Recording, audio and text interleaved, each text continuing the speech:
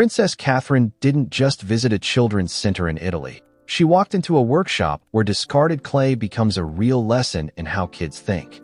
This video is about the Reggio Emilia approach, and what stood out immediately. Creativity isn't treated like decoration. It's treated like a system for learning, built through hands-on exploration, guided attention, and emotion that supports confidence. The first big idea hits fast. The materials look basic, even poor. But the point isn't quality of supplies. The point is what children discover when they're invited to experiment, notice details, and make choices. Then comes the pattern interrupt. Everything slows down. Children are encouraged to slow their pace, look closely, and stay with confusion long enough for it to turn into curiosity instead of frustration. A key moment follows when light and distance are explained in a way kids can feel instantly. Watching how color and brightness change what you see teaches something deeper.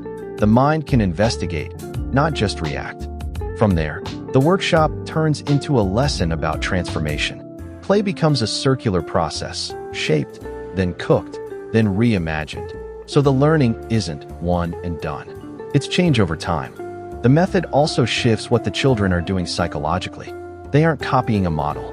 They're building their own understanding through geometry, space, and even the idea of time, because the process becomes their language. What makes this system work isn't just the kids, it's the trained guides.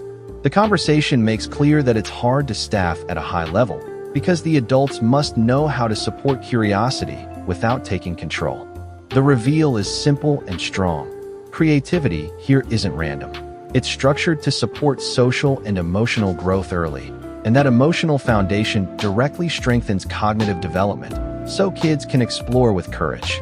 Now tell me, what do you think? Can creativity be the foundation of real education?